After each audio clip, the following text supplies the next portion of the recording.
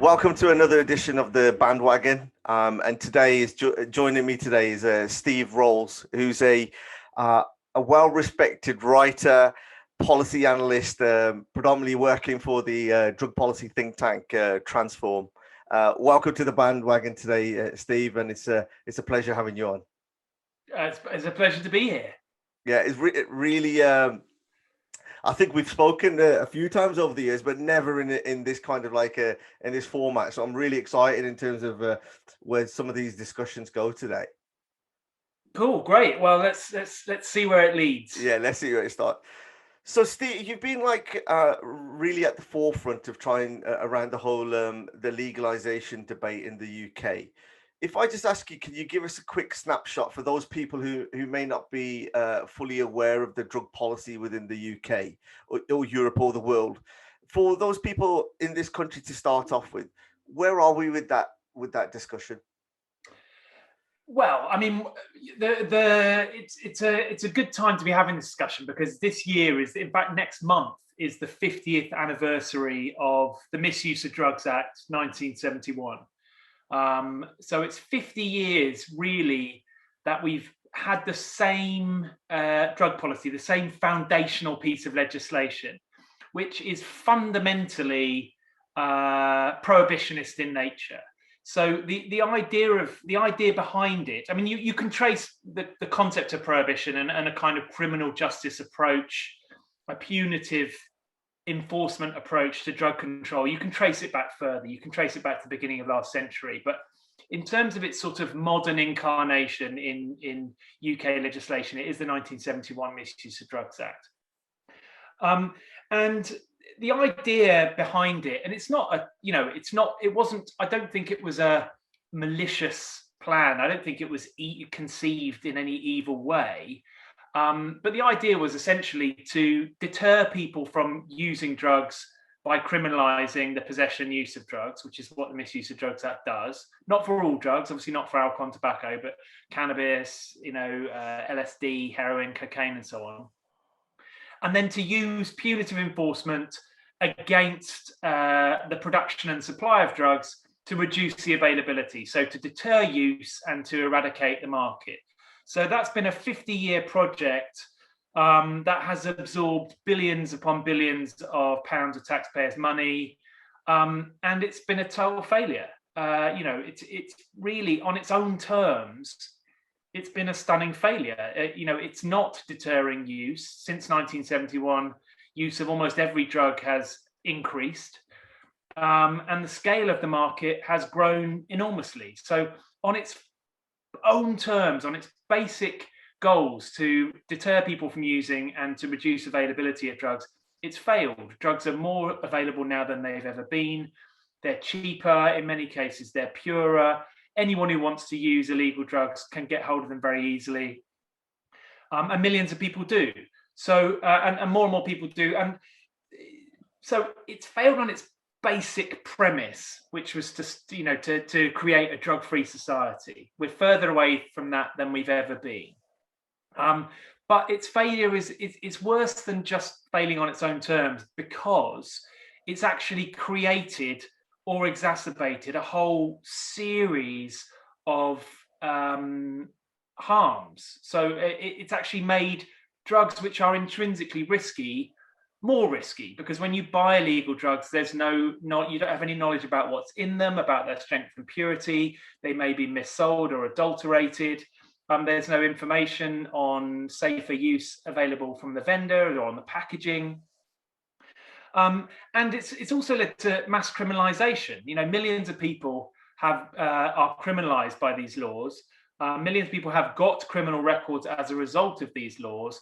And that burden of criminalization and the stigma and harm to life chances that it carries, that burden has been carried disproportionately by the most marginalized and vulnerable members of our society. So the poor, so racial minorities, economically and socially marginalized groups, as with so many other aspects of society, carry a disproportionate harm. So our argument really is that the whole criminal justice paradigm for dealing with drugs has failed, and we need some new thinking.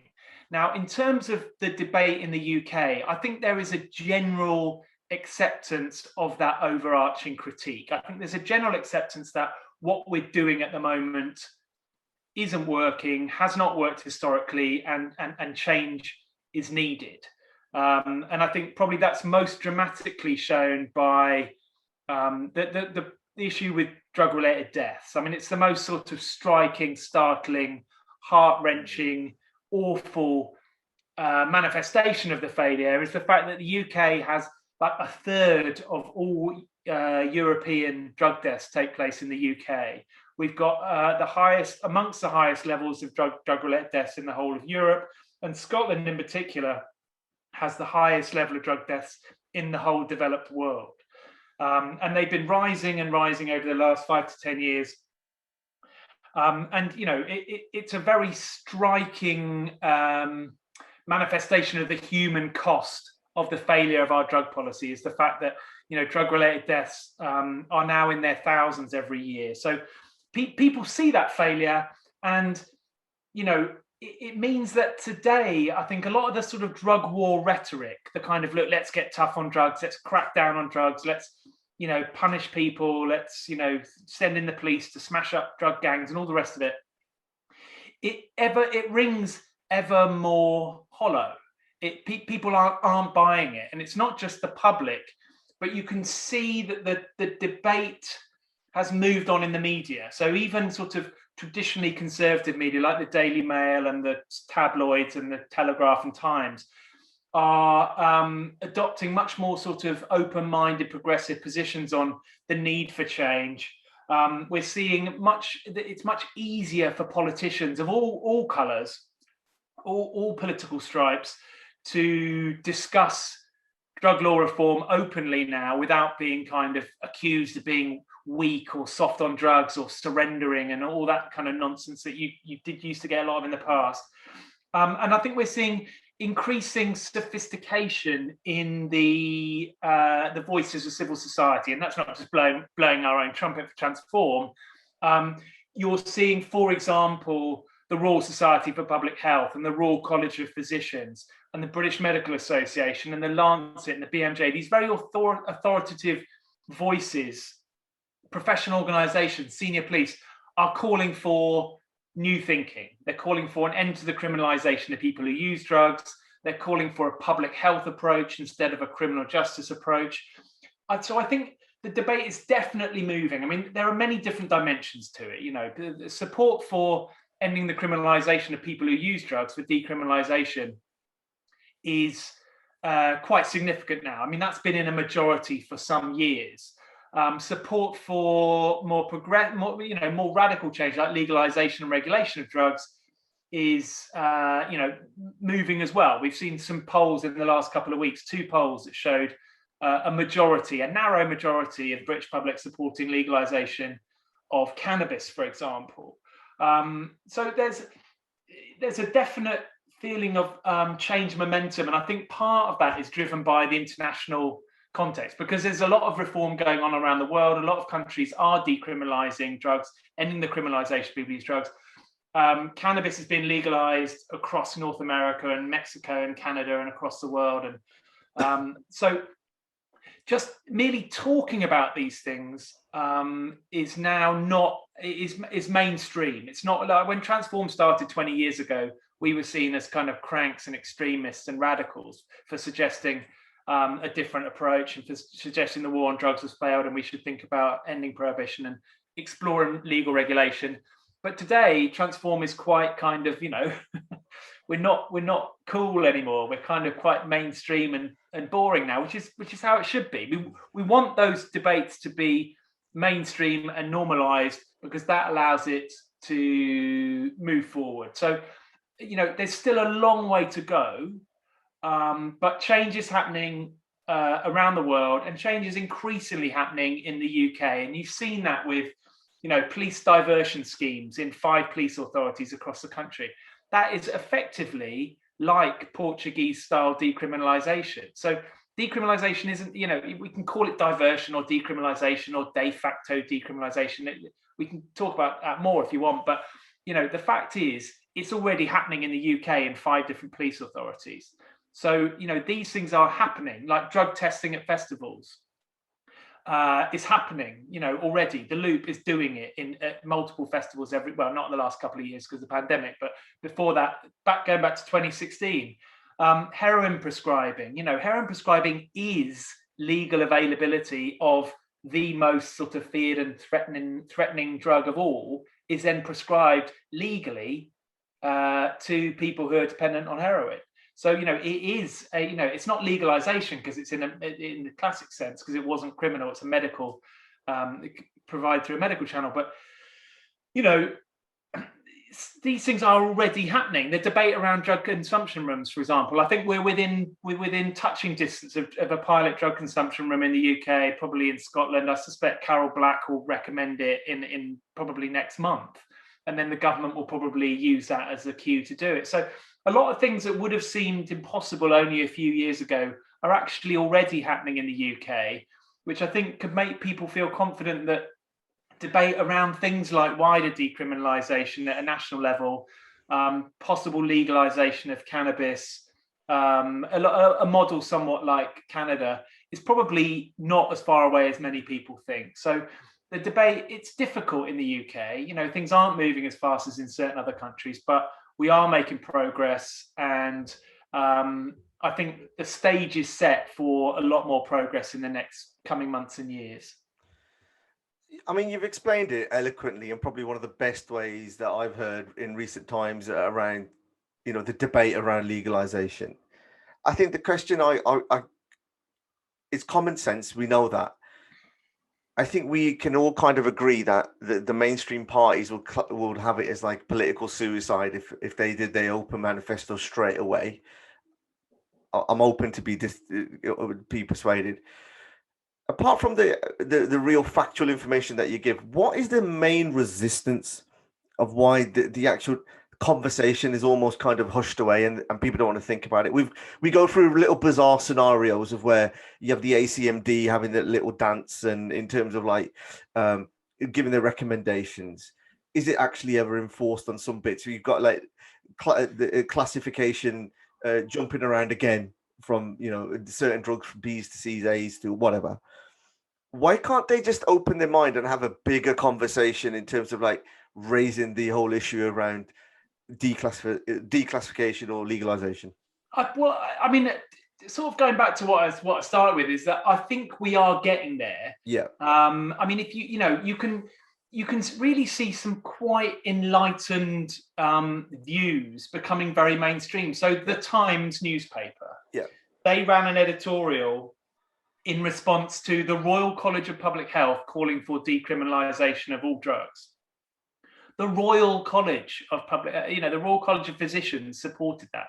So these are mainstream, authoritative, professional voices, professional bodies calling for decriminalisation of all drugs, not legalisation as in legal supply, but ending the criminalisation of possession.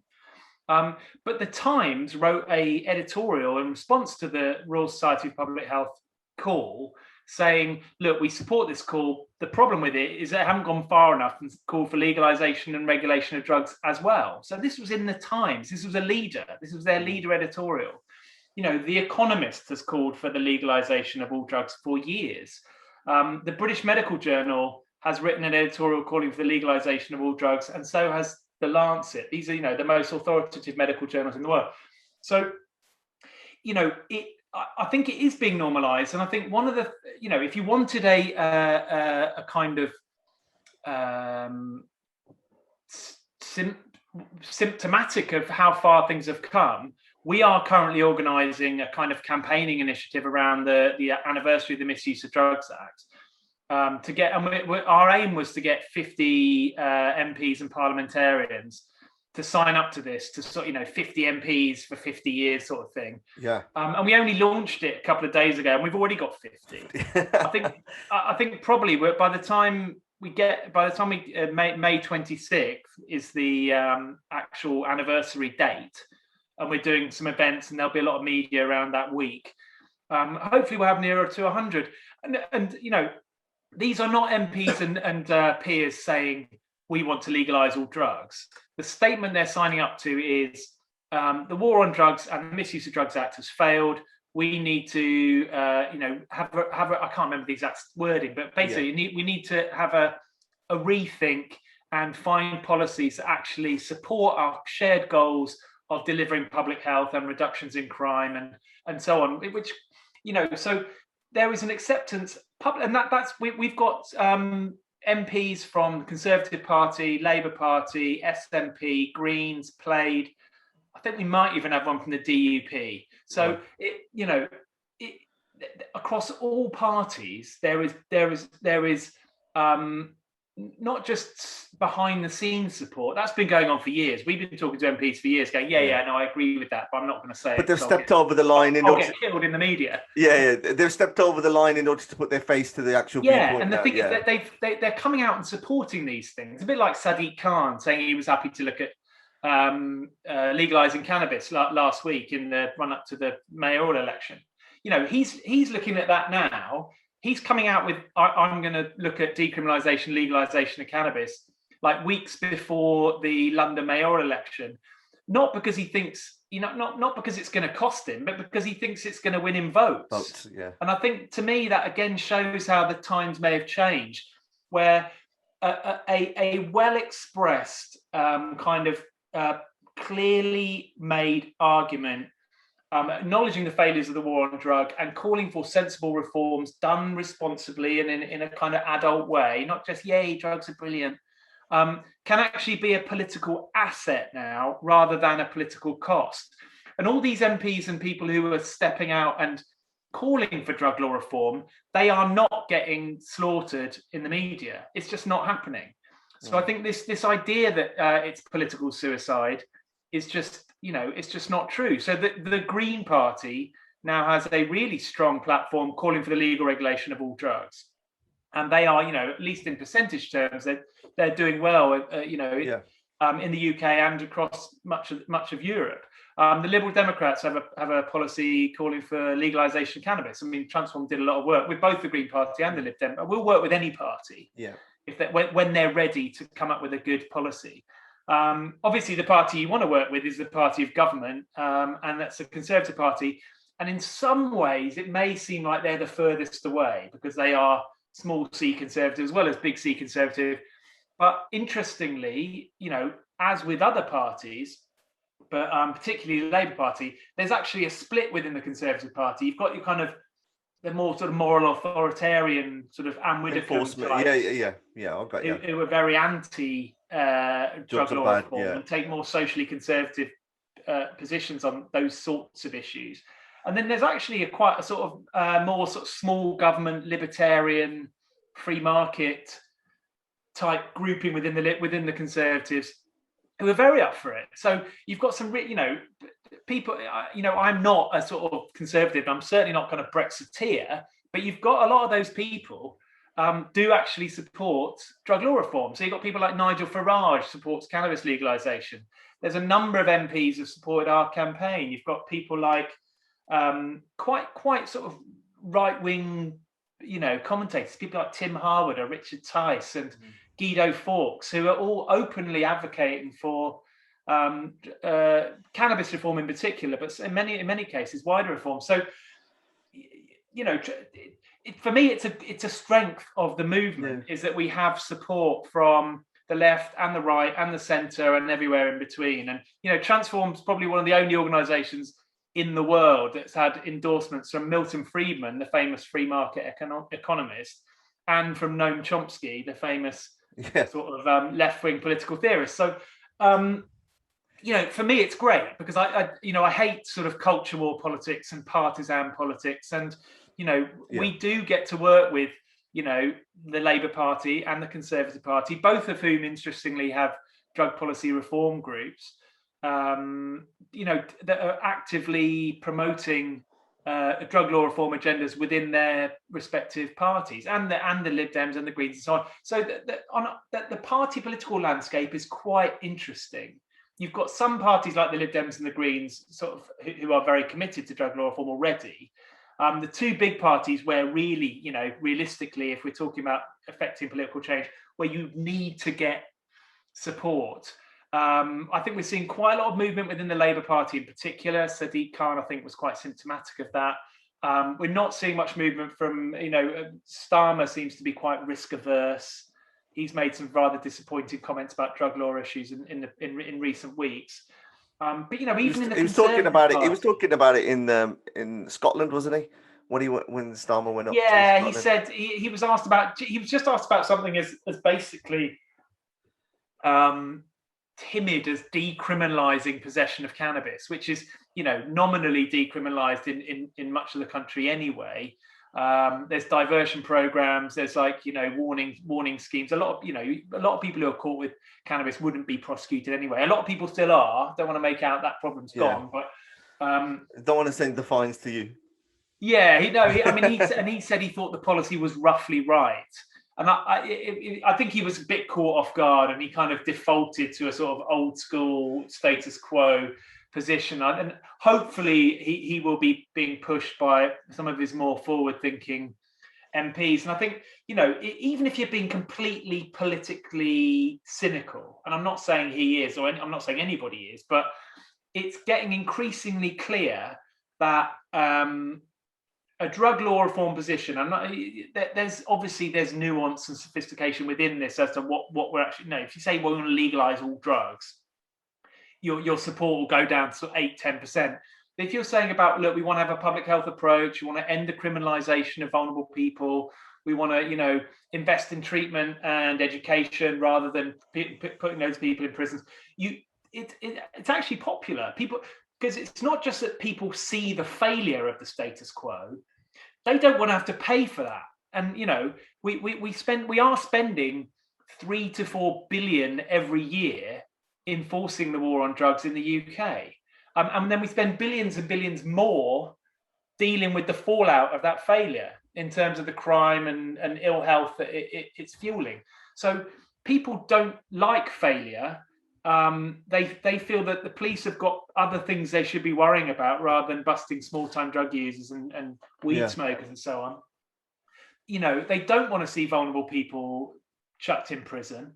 They don't want to see sort of, racist policing and disproportionate policing of ethnic minorities. And, the tide is really turning. And I think there is very much now a moment and political space where if you make the case and you make it clearly, it can be a political asset. Do you think, just going back to the cannabis debate, are you seeing how? Do you think that these politicians are starting to see the fruits in other countries where that the whole legalization, and obviously with Brexit just happening, trade options? The UK is one of the biggest medical suppliers or growers of cannabis, and they're thinking, hang on a second, this is a bit of a low-hanging fruit here. We can win this pretty easily.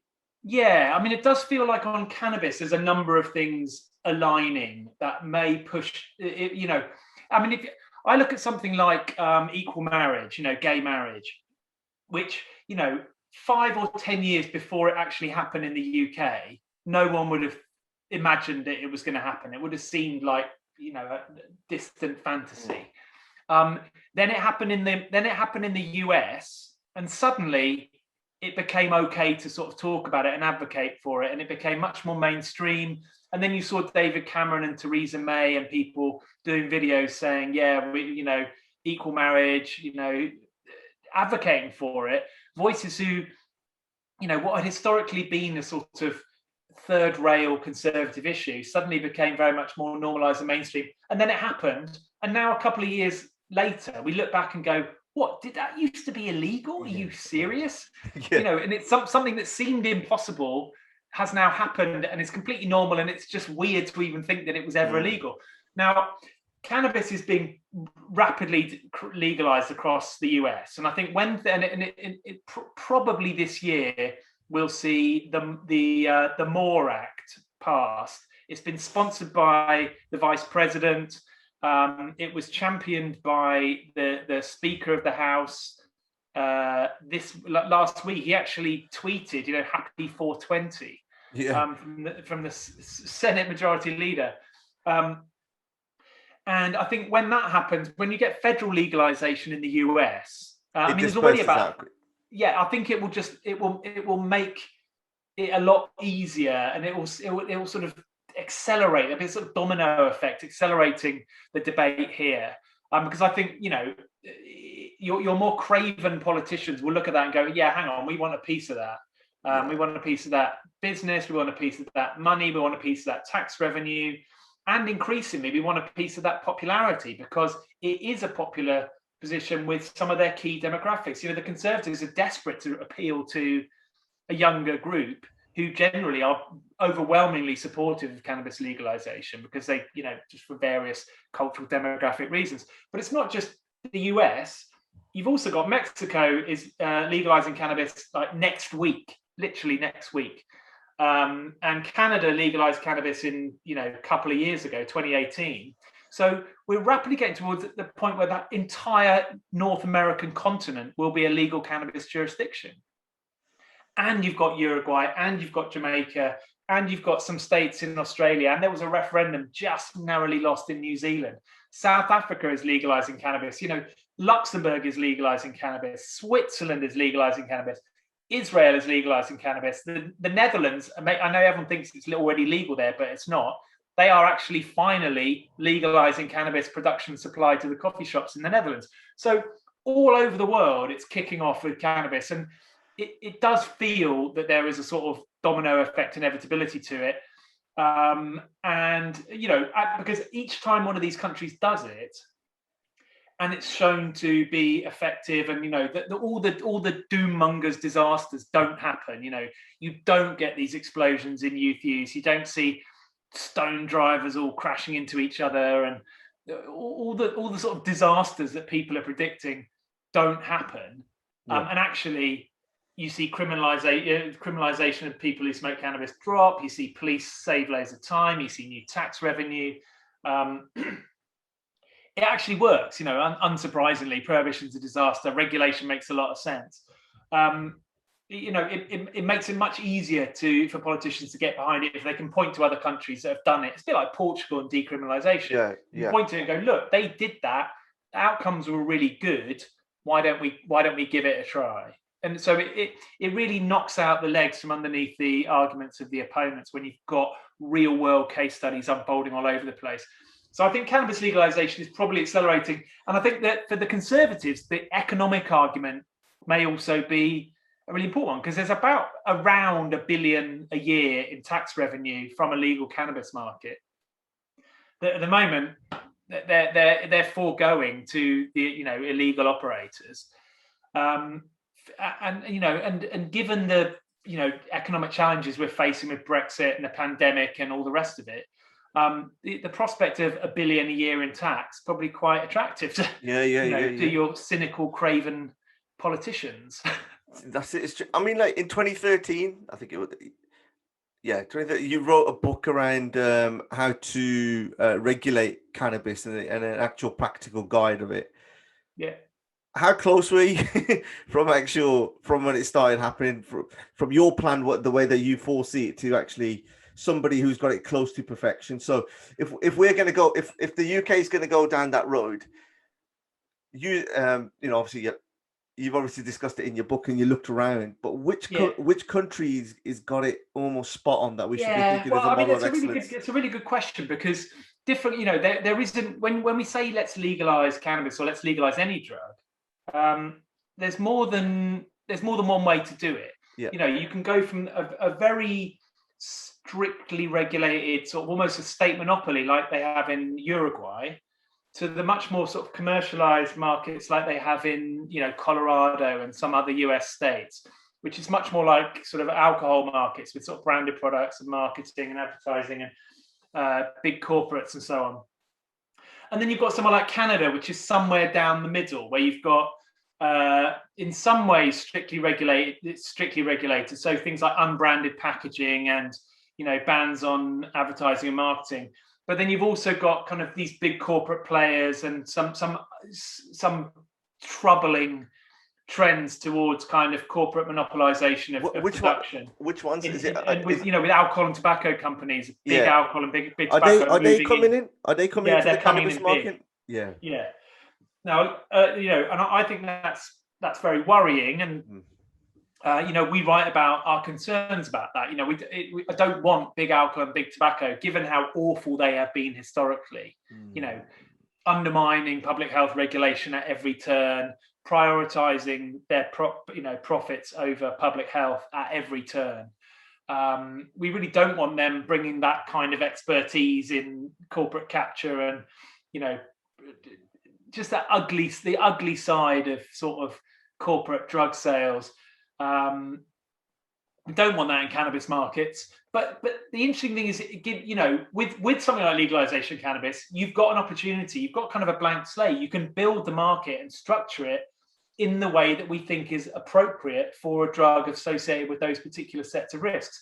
And we should be able to learn the mistakes that we made with alcohol and tobacco, and make sure we don't have them again. And so you can do things that remove some of those profit incentives to increase use that we've seen with alcohol and tobacco, by having, for example, state monopolies like they have in Uruguay, or unbranded products, plain packaging like we now have with tobacco, but they implemented from the start in Canada.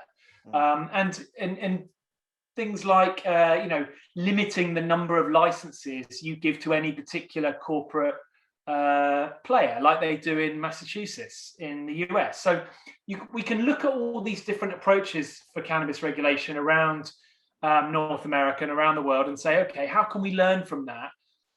See what's working, what's not working. When the UK gets there to do it, we can hopefully design a really responsible market that can meet the demand for cannabis in a way that protects public health, reduces crime, protects vulnerable populations, creates government revenue, and breaks down some of the problems between police and youth that you see around cannabis enforcement, and particularly young black men in London and elsewhere.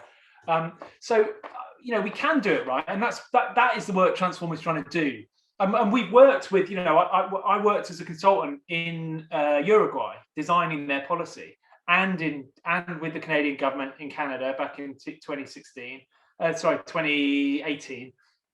More recently, I've been working with the Luxembourg government, and so there is an appetite for the kind of thoughtful, evidence-based, methodical work that Transform has been doing, and that is why we're often getting calls from governments now and the Mexican government as well, who we've also been working with, and the New Zealand government. We've actually been working with 5 or 6 different governments now. You were just. You were saying, and you mentioned it's on your post as well, that if you watch Netflix and you're watching all the narco stuff, and you're just seeing everything about Colombia, but you've been involved in discussions with the Colombian government, is that right? About with the legalization of cocaine?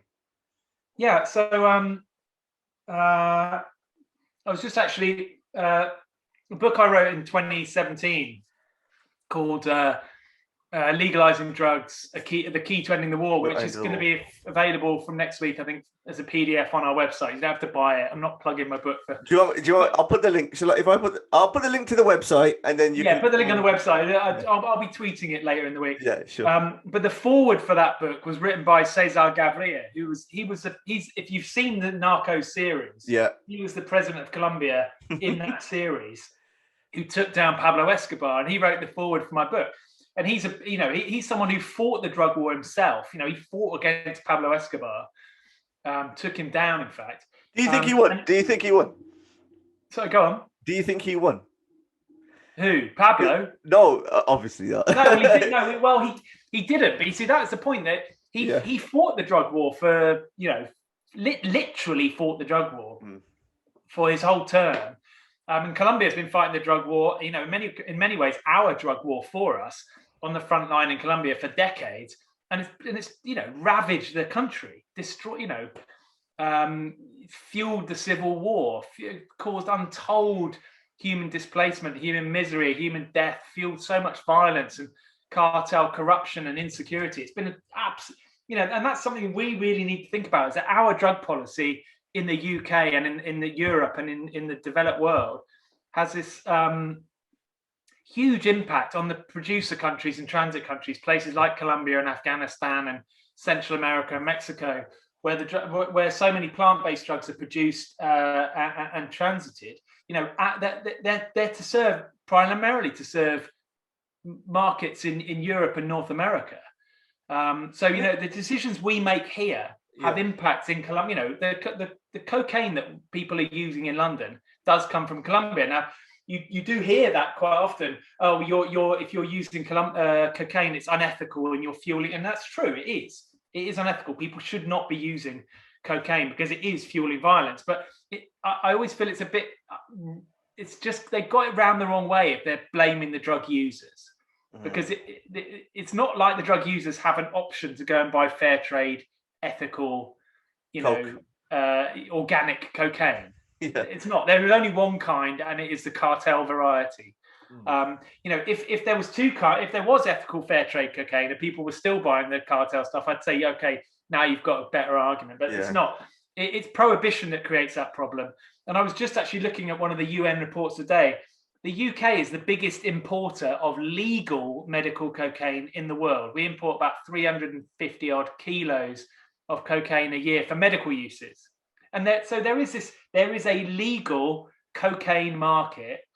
Coca leaf, it's grown in Peru, it's flown to the US, it's, you know, they take the cocaine out for medical use, and the decocainized coca leaf goes to the Coca-Cola company to make Coca-Cola, hence the name Coca-Cola or Coke. It's because it's made from coca, which is where cocaine comes from.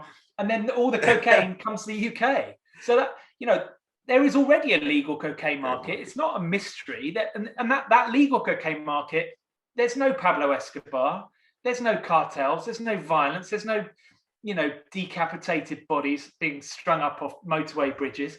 It's just a normal pharmaceutical product like everything else. And that is what a legal market for cocaine would be. People are going to be using cocaine either way. Yeah. You know, whether it's prohibited, millions of people are using it. If it's legal, millions of people will carry on using it, but it'll be legal. It won't be associated with all that horrible carnage and mess. So yeah, the same logic that applies to the legalization of cannabis, that you know, prohibition doesn't work, it makes everything worse. Legal regulation would help us protect public health, reduce crime, and all the rest of it. It applies to more dangerous drugs as well, including cocaine and including heroin. And we've already, you know, we talked about heroin prescribing. Heroin prescribing is heroin. It's the same heroin, but you get it from a doctor instead of getting it off a street dealer. And that heroin, a lot of it's grown. The poppies are grown in the UK. You have great big fields of poppies growing all over Devon and everywhere. That is then, you know, that opium, same opium you grow in Afghanistan that soldiers are out there trying to, you know, flamethrow. It's turned into heroin, and some of that heroin is prescribed to dependent heroin users in the UK already. So, you know, we've got these, both with cocaine and heroin, we've already got legal markets of these products that show how that can work in a way that is so vastly less destructive than under prohibition. But either way, heroin and cocaine are here. It just needs, it's the misuse, isn't it? It's just like, if you're able to kind of find the regulation, finding that middle point, I think everybody can get, I think there's a lot of pros for it to happen. Yeah, I think it's moving that way. You know, people find it a lot more challenging, the idea of a legal cocaine market, and it's understandable, than a legal cannabis market. Cocaine is obviously a more risky, more addictive drug, and it's, you know, and it's more problematic. You know, cannabis is less threatening, and I get that, and it's more widely used, and but you know, the fact is, cocaine, drugs like cocaine or MDMA or whatever it is, they're here anyway. So that I always, because the horse is already bolted. Exactly. So I always get into these debates. People are sort of like, yeah, but if you legalize those drugs, people might use them, and I'm kind of like, people are using them anyway. Go to the city centre on a weekend. Drugs, they would suddenly be easily available. Yeah. But while we keep them banned, they're not. They're easily available now. And prohibition is not stopping that. If anything, they're more available.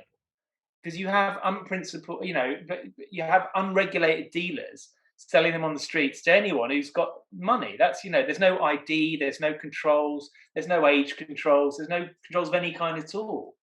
And yeah, so for me, it's like, that's our choice between a responsibly regulated legal market. And obviously, there are questions about how you get that right in terms of controlling marketing and price and availability and all the rest. And those are important questions. But the option is prohibition and an illegal market controlled by cartels and unregulated dealers. Yeah. There's no third option, in which that market just sort of magically disappears. We can't wish it away. It's here anyway. So it's about regulation and control. It's not about saying drugs are good. It's about acknowledging that they're here and dealing with reality. I mean, just talking about the market, are you aware of any evidence that the past 12 months has had an impact on the market in terms of the pandemic? Yeah, I think so. I mean, there's been some quite interesting surveys. Release have done a sort of rolling survey, and so have Crew 2000, the Scottish outfit, and also there's been some surveys done by the Global Drug Survey, Adam Winstock, you may know.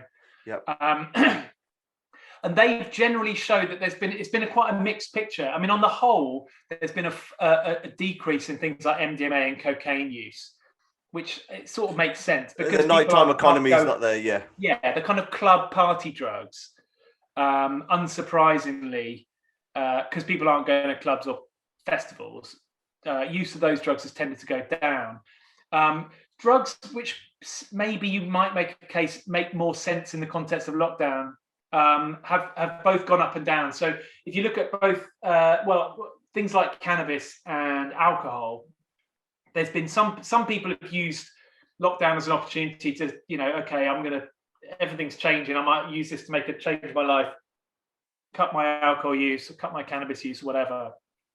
Some people have stayed the same, but there's quite a significant group of people who it went up, man. for me, my alcohol use when lockdown first started, I never used to drink at home, and all of a sudden it just started. You could see it, can't you? People were bored, they were lonely, they're anxious. So drugs of escape, or if it was just playing your PlayStation, you might just smoke more weed. I mean, there's a sort of logic to that, and that for certain groups. So some people use has gone down, some stayed the same, but quite a big group it has crept up, and you've seen alcohol use has crept up, drinking at home. Cannabis use, I think, has crept up.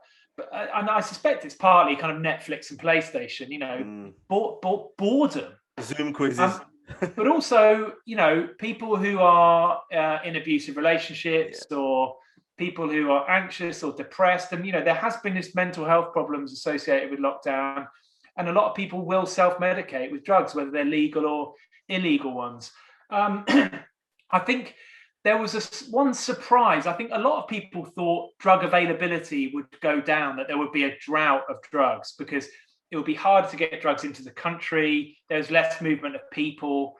It would be harder for drug dealers to move around because there weren't very many people on the streets. But that did not seem to happen. So I was among them, and I have to admit to being wrong. I thought that drug prices would go up and drug availability would go down, but there wasn't really much evidence of that. There was some localized sort of blips where a drug, sort of the prices went up or the purity went down, but for the most part, the illegal drug market was really surprisingly resilient. So even though you had this potentially big market shock to enforcement through the pandemic, combined with these big police operations, I can't remember what it was called, where they bust the big encrypted phone networks, and they did these mega busts and it was through Operation something or other, Telegram. And they got like 600 drug dealers all across Europe all in one day, and it had a big impact on the market. But if there's one thing we've learned about enforcement against drug markets is that they're incredibly flexible and resilient, and however hard you hit a market, the sort of economic dynamics tend to find a way. If there's money to be made there, there's a big queue of criminal entrepreneurs who are willing to, find a way. So the market responded pretty well, and availability didn't really change that much. But doesn't that just show the impact, how deep access is into in the country? Because you've got a pandemic. The country was almost in lockdown. You've had Brexit, where people didn't even know, about importing goods and everything, and yet it was still readily available. Yeah, And it just see, shows it's there. Yeah, and you've also got technology is creating new ways of for the illegal market to operate. So the dark web. I mean, it's the dark web. It's all very sinister. It's like, for kids, it's easy. You can go to one of these websites and buy drugs really easily. And I'm sorry, I don't want to advertise this, but it's not difficult. It probably won't come as a mystery to most people. It's not difficult to buy drugs. The dark web has made it very easy, and in some ways, it's made it safer, because you can go to the dark web, buy drugs. They're kind of the vendors are quality rated, a bit like on eBay. People, if they sell good stuff, people can say, yeah, this is great, go buy off this guy. And it's delivered to your door, so you don't even need to interact with the potentially dangerous illegal market. And hopefully the stuff that you buy may be of better quality, because there is this vendor rating systems. And WhatsApp, a lot of people, there are these WhatsApp dealers who send around menus with their price list, and you just ping them and they'll be at your door within 20 minutes with whatever you've ordered. And in many ways, the technology, whether it's the dark web or smartphones or encrypted messaging applications, it's making drugs more easily available. And enforcement just can't get on top of that. Every dark web site they shut down, 3 new ones will open up the next day. Every dealer they shut down, every WhatsApp dealer they arrest, there'll be plenty of other ones who'll just sweep up their customers. It's just not that difficult to sell drugs, and it's impossible to shut the market down. The economic dynamics of it mean that you can't get rid of it. And again, I come back to it, that is the reality that we are dealing with, that there is no enforcement answer to this. We've got to take a pragmatic harm reduction approach, not just harm reduction for people who are using drugs, harm reduction in terms of the market itself. Because an illegal market is profoundly harmful. It criminalizes people, it fuels crime, it fuels violence, it makes drugs more dangerous. And drugs are risky. There's enough problems with drugs already without them being even more risky, because they're supplied illegally, and because we criminalize users and push them away from the kind of help and support that they could benefit from, because they're scared of being criminalized. I mean, if the authorities who are trying to send out responsible drug using messages and harm reduction messages and risk reduction messages are also trying to arrest you, it's not surprising young people stop listening. It really isn't. So on every front, the criminal justice approach is a flawed policy paradigm. But the devil's in the detail. The way we approach different drugs is going to be different. Cannabis wouldn't be regulated the same way that MDMA or cocaine would be, and they wouldn't be regulated the same way that medicalized injectable heroin provision already is in the UK. And there's there's a heroin assisted therapy program opened up in Middlesbrough, been very, very successful. It's legal heroin. It's already happening. I kind of experienced a little bit of the dry run of a little bit of that kind of verified seller, which was around when methadone sort of blew onto the market, and where people could you could look at the reviews of where to get it from, how much they paid for it. And that was my kind of first exposure to kind of cryptocurrency as well, because then Bitcoin came onto the scene, how the dealers were able to kind of legitimize it. And so I still got like presentations of when I was talking about Bitcoin and everything. And when I see some of the prices now, honestly, it's very, very depressing, Steve. Well, it's funny. Funny you should say that. Someone I know, a friend of mine, bought a few Bitcoin this was a few years ago, as for buying drugs. I'm not gonna name any names, but it was only to buy weed, I think, on and they spent a bit of them, but they had a couple of Bitcoin knocking about, which they got for 100 quid each or something. Yeah. And they're worth 60 grand now. 80. And it's just like, it was like, bloody hell, I got, buying illegal drugs basically made me rich. I had it as a pound. I had it as I've got the presentation when I was talking about it. I had a little video. Where to get it of of how you'd buy it and how it was done. Well, it's not available for anyone just watching. And the price there was it was £1 for 1 Bitcoin. That's how they were trying to market. So you need 10 Bitcoins to go and buy, a bag, £10 bag of weed. That'd be worth 600 grand. And so I was, it was honestly when I filed it away because it honestly gets me so, because I was really into it, because it was the currency for the dark web, wasn't it? In terms of this is how you'd buy. Yeah. And so therefore those people who kind of invested in then knew it blew up. I remember one of my mates, he had 300 Bitcoins, and he sold it when it was when it went from £1, it went to £5 because he thought, I've made my money. He ain't gonna go anywhere. Well, it happened to us. Someone donated 1 Bitcoin to Transform. Wow. And I think at the time they were worth about 80 quid or something, or 50 quid. And it was kind of going up and down. It went up to, it sort of went, everyone was writing about it. Oh, Bitcoin's gone crazy. It's worth £1,000. And I was like, sell. So we sold this. We sold this Bitcoin, and we're really pleased that we sort of, this £50 donation had become worth £1,000. And I was like, no, they're worth 80 grand now. It's just crazy. It's crazy. So I mean, we're talking about kind of the next kind of evolution in terms of the generation, the conversations that we've discussed about already. We've talked about a little bit about the currency. We talked about the markets and stuff.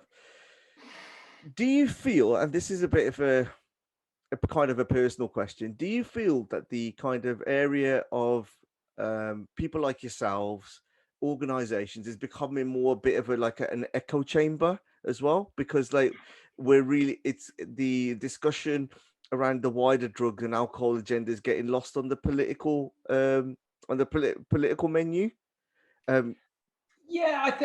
There's certainly a risk of echo chambers in any field of debate. I hope Transform, we can stay reasonably grounded and objective about where we sit in the national debate. I mean, we can monitor our media engagement, and we've got as we've got this campaign called the Anyone's Child, which is about families who've been impacted by and individuals who've been impacted by the war on drugs personally, whether they've lost someone to overdose, whether they've ended up in prison, whether they've been a victim of either police abuse or violence related to the illegal market. And there's stories from the UK and actually from all around the world, including Mexico and Africa and elsewhere. And those stories have given us an opportunity to engage with a much broader audience. For people who read stuff I do, it's quite, I'll be honest, it's quite dry and quite technical and kind of quite textbooky, because I think you do need that technical regulation, theoretical work to underpin the more the advocacy stuff. There's got to be something sitting behind it, so we do that as well. But the thing that's been so brilliant about Anyone's Child is that it's much better because you can engage people at a human level, at a sort of emotional, personal level, and it just opens us up to a much bigger audience and different forms of media. So Anyone's Child stories get in Take a Break magazine that people read on the table. They're on the table in the dentist. We get in the tabloids. We get reported in the Daily Mail. We get on the couch of breakfast TV news, and people tell their stories. And And it's the same sort of stories that you've been hearing about drugs for years. Someone's overdosed, or someone's lost, or someone's been a victim of something or other.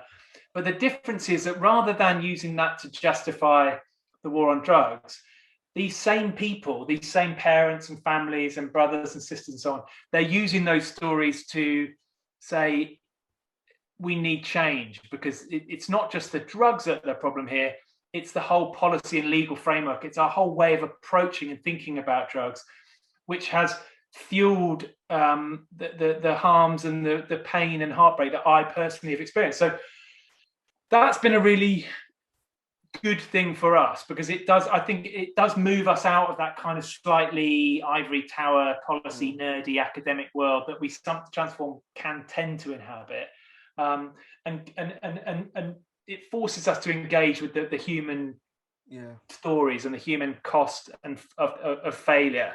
And it provides a motivation for me and the rest of the team on a day-to-day basis. So there is definitely a risk, and it has been difficult in the last few years. The drugs issue has certainly moved down the political agenda. I mean, what with COVID and Brexit, almost any other issue has been struggling for oxygen, to be honest. Even massive issues like climate change, they've been struggling for attention when you've got something as overwhelming as the pandemic, or Brexit. Just, it's like a black hole just sucking up all this political and media energy. And we're going, hello, there's something terrible going on over here, and we've got some good ideas, and it's just quite difficult to break through. But we do our best. I think that the 50th anniversary is going to be a good opportunity. There's a whole year's worth of activities related to that. You try and find these moments. It's quite a big, sprawling, complex issue, drug policy. It engages at lots of different levels: criminal justice, public health, racial justice, service provision, policing, the courts, prisons. There's all different points you can kind of engage with it, and a lot of complexity. And we need to find simple messages that can sort of bring people on board, because you really do need to get the public behind these things. And it's just a lot more difficult to make the case for a nuanced, balanced policy platform of reform and public health led, ending criminalization, exploring regulation. It's much more difficult to. I've just got one of these great big Transform 200-page books, and then some politician comes along and goes, drugs are really bad, we should chuck them all in jail. At a gut level, those messages still have appeal. It's not like we've won all the arguments yet. For a lot of people, they don't want to listen to me droning on for hours about tax regimes for different types of cannabis and some other boring stuff. The populist drug war message does still have a sort of visceral appeal. It's bumper sticker Twitter appeal, and it's quite difficult to make these more nuanced messages. I think we do a reasonable job of it, and I think Anyone's Child really, really helps, because it engages at an emotional level, but still a long way to go for sure. I'm going to ask you a question which sometimes I get, I get asked it quite a lot, really, is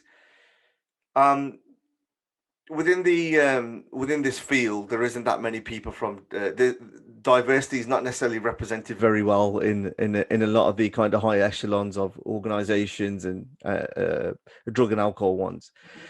How do you think we could kind of work together into, not me and you work together? Well, we can, in terms of bringing in more of that diversity into this whole sector. So I know that there's a huge problem with, especially kind of like alcohol and cocaine, especially for the younger guys within the Punjabi market. My background. How do we get those people to kind of engage in with those messages? So you've got the bigger political kind of messages, but then we've also got around the health messages. It just feels like that whole side of engagement kind of gets missed. I think it's a really good point, and I'm glad you mentioned it. I mean, I have to acknowledge my privileged position as a white, educated, middle class man. So That's same as me. I have to acknowledge that before I even begin to answer this question. I hope people who look at Transform's publications and materials and outputs will acknowledge that these are important issues that we've never ignored, that always have been at the heart of what we're doing, that we acknowledge issues around marginalisation and vulnerability, whether it's economic, social, ethnic, cultural, both within the UK and in fact internationally. So we've always had a strong development element. It's some of those things I was talking about earlier, the fact that it's poor people growing coca leaf in the jungles in Colombia. It's poor farmers growing cannabis in Morocco. It's poor farmers and families, growing opium in Afghanistan. It's need, not greed, that sort of transitioned them into illegality and the threats to that and risks that puts them in. But in the UK, yeah, absolutely. As I hope I mentioned earlier, the burden of the cost of the failure of the war on drugs are carried disproportionately by socially marginalised populations and individuals. Absolutely. One of the things I'm really proud of that we've recently done is we got funding from the Trust for London to do a collaborative project with Black Socks, which is a Black community organisation in London. Basically, sort of allyship, where we will provide the technical support for them to engage with the local Black community in London to kind of explore ideas around drug law reform and what it means for that community. So, for us, it's about listening and supporting and informing that dialogue, but really just to get their views and to get the dialogue and debate going, because drug law reform is coming, whether it's decriminalisation, whether it's allowing home growing of cannabis, whether it's a more structured commercial legal cannabis market, whether it's other legal drugs in the future, whether it's tolerance of drugs in the nighttime economy, whatever it is, it's coming. There'll be different things, and it's going to play out over the next generation. And so this project we're doing with Black Socks, which is actually being launched this week. So again, check Transform's website, Twitter feed if you want to follow up on it. And we're recruiting, actually. We're going to be recruiting a staff member to work on that project for the next year. So if anyone's interested in that, do look out for it on the Transform website. I think that's a really, it's very much our first effort that we've actually managed to get funding for, where we can do that, reaching out and allyship and supporting that narrative and supporting that debate in a more structured way. And we've actually got some money to do it now, that including appointment of a new post. So I'm really pleased about that. I think the whole Black Lives Matter movement has really, particularly in the US, but inevitably it's flowed out across the world and to the UK, has really highlighted the link between the war on drugs and oppression of minority communities. And I think it's been a really valuable and useful development in the drug policy reform debate to see those two narratives kind of merging in a more coherent way. And I think it's helping accelerate both movements. And this new project with Black Socks, hopefully that's one of the issues that's going to be discussed, because things like stop and search in the UK, they're incredibly corrosive of police community relationships, and it's incredibly corrosive of already vulnerable and marginalized populations just getting hit again and again and again and just pushed down and down. So anything we can do to start to repair those relationships and start to support some of those impacted communities, individuals, is obviously going to be good. Ending criminalization, ending the war on drugs is going to be is an important part of that. Doesn't solve the problem. You don't end the war on drugs and end racism or end institutionalized racist policing or any of that sort of thing. But the war on drugs is a tool of oppression and racial injustice. And, you know, as we roll back the war on drugs, that particular part of the problem begins to diminish. And, it's an important part of the narrative. It's an important part of the reform narrative. And this new allyship with Black Sox is going to be a big part of Transform's work on that particular issue going forward. Yeah, I mean that's fantastic. I think what was some of my experiences and why I kind of, not in an arrogant way, but kind of like came onto the scene. I was working in there, then all of a sudden there was like, oh, who's this guy? Just come out of nowhere, doing a conference. It was because I just couldn't get a seat at the table to hear the voice. So I just thought, fuck that. I'm making my own team. I'm making my own table. Do you feel it? Do you feel that's changed in recent years? I think it's got worse. Really? Yeah, How depressing. yeah, the reason why I say that is because the market in terms of where people are listening has gone smaller. You will know when you do conferences, the people who can attend has gone smaller. People those valuable staff members who have kind of left the whole field have gone. I was speaking to Nigel Brunsden about this very point of how he's like sometimes he's in fear of waiting for who's the next person who's going to pass away or because that valuable experience has gone. At the time, a few years back, in Punjab, in northern India, you got a population of around about 30 million there, and the stats that were coming out was something like 65% of families there had at least one member who died from an overdose in the last 12 months. And when I was hearing the arguments sort of happening here, I go, this is like Christmas over here. You want to see what's going on around that other side, and the reason why it was important, because you've got that migration of families from over there visiting, coming over here, trying to get themselves medicated, or users from this end going over there to try and get themselves clean. However, they had access to all that's where that's where the whole opium was coming from. That's where like you've had then people who've come human trafficked, illegally trafficked around Europe, learning about drug routes and drug markets, then going back to India and opening up these new markets with people who they've met, other criminals and other cartels. So all of a sudden, you've seen this ramping up of where pharmaceutical addiction, pharma addiction started kicking in. Actual farmers using pesticides or chemicals on their own land, taking out loans which they can't afford, suicides increasing, all kind of centralized for me around a kind of a drug market, a government narrative. But those people were being missed here because there wasn't a service that was there for them, that they could recognize. So, and then I said it before already in about 3 times, but I'll be interested for your answer to this part was, I got burnt out. I was knackered. I couldn't really talk about it anymore because I was tired. Hearing even some of the stuff that I've said from there, how do you keep yourself kind of motivated and say, like, I've thrown a challenge just then now? How would you even start to try and look at it and say, this is what we can do? I mean, I don't think, I don't think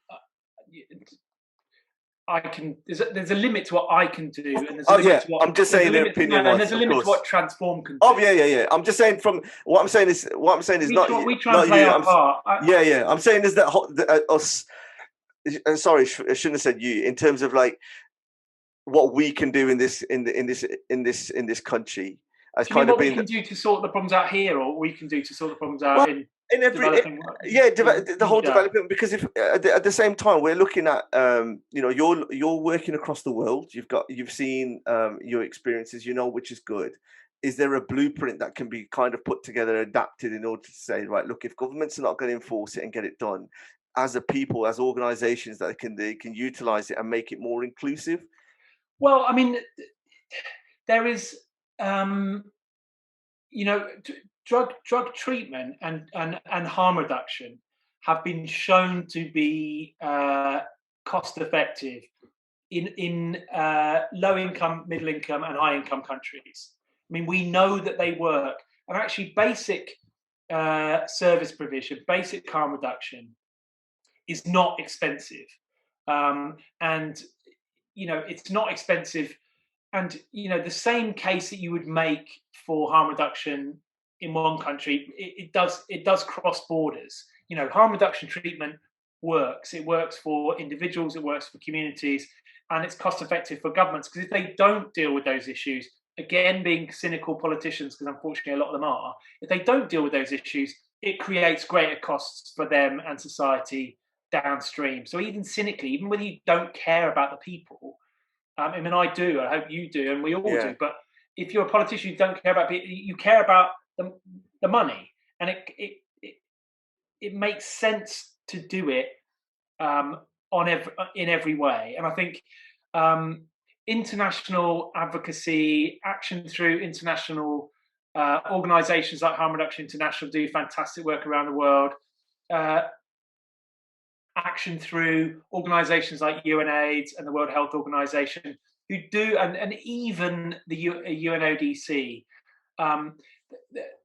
they can do good work advocating for better services in low-income countries, and for marginalised communities all over the world. And there are really good examples of that happening.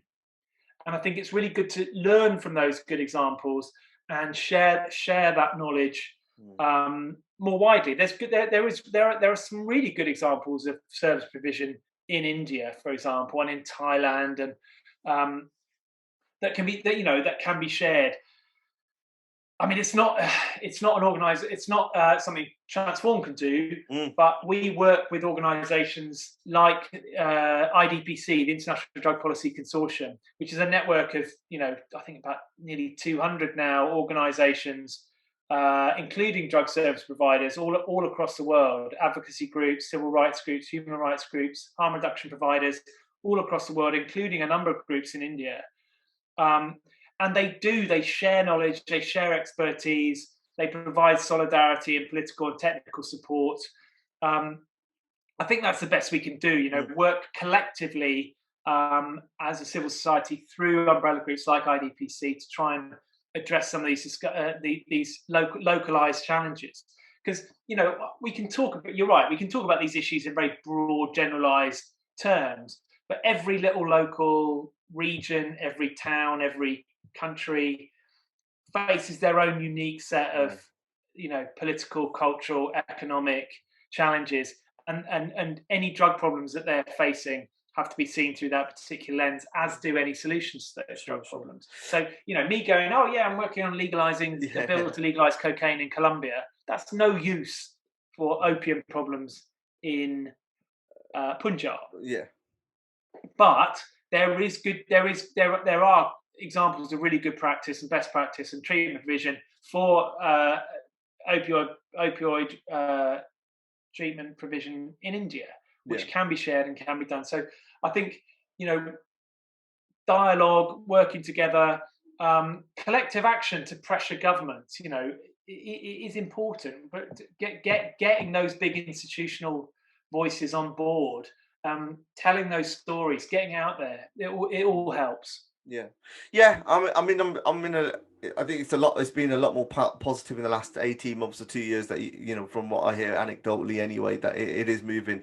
I just think at the time where we were looking at is there a central place where you can get that model of excellence, or what it looks like, or something that was easily tangible to kind of activists over there to try and move that, and I think that in the last 18 months, like I said, it was definitely emerging.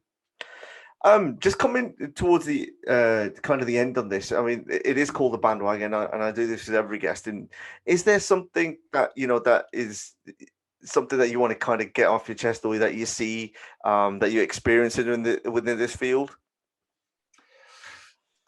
I do feel that there remains within the drugs field, and I'm talking here more about the service providers and the people who were, workers in the drugs field. Sure.